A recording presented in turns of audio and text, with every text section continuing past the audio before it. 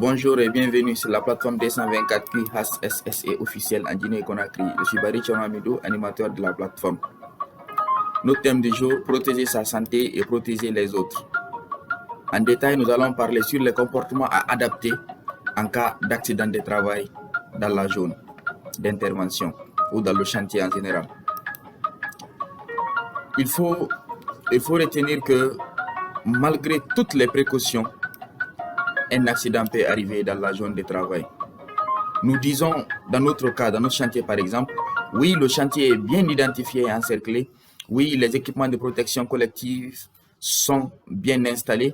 Oui, les équipements de protection individuelle sont fournis et vérifiés avant chaque utilisation. Nous disons oui, les outils et matériels sont adaptés aux tâches à exécuter. Oui, les travailleurs ne sont pas à l'abri de l'alcool et la drogue. Oui, les panneaux de signalisation sont installés, enseignés et visibles dans tous les postes de travail. Nous disons oui, la réunion avant le début de travail sur chaque poste est effectuée.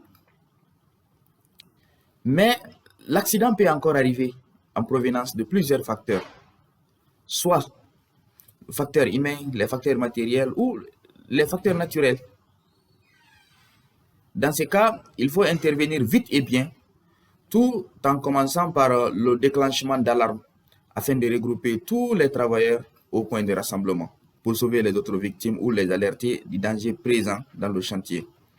Sur vos pattes professionnelles, vous remarquez que votre groupe sanguin, vos traitements, vos allergies, vos vaccinations sont des renseignements priorisés sur la présentation, car cela peut vous sauver la vie. Ayez en permanence ces informations sur vous, sur n'importe quel secteur d'activité. Que tu sois transporteur, que tu sois ouvrier, que tu sois en manœuvre, que tu sois technicien. Donc, il faut avoir ces informations sur vous en permanence, soit sur un badge, soit sur une petite documentation que vous pouvez garder. En cas d'accident, c'est ce que les sauveteurs secouristes vont prendre, exploiter pour vous faire des traitements d'urgence, pour éviter le pire.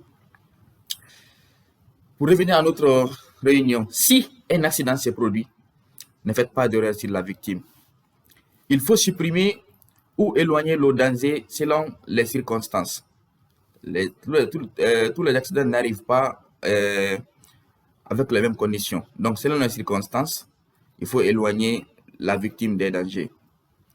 Donc, assurez votre propre sécurité pour limiter les dégâts, d'où la nécessité de rester en permanence avec les sauveteurs secouristes sur le chantier. En plus, il faut rassurer la victime si elle n'a pas perdu la conscience en lui parlant des mots, oui, l'accident est arrivé, c'est possible de te sauver, au lieu de se mettre à crier, oh, il va mourir et tout ça. Donc, pour ne pas embrouiller la personne, il faut la rassurer.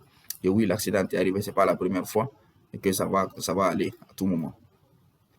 Donc, ne déplacez pas la victime, sauf cas de force majeure, comme l'exposition à une atmosphère explosive.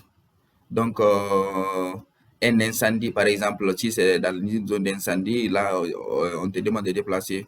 Ou un éboulement, ou quelque part, ça peut être une zone de chute, ou une zone où les chutes d'objets sont possibles de continuer. Par exemple, il a subi un choc dû à une charge qui a chuté.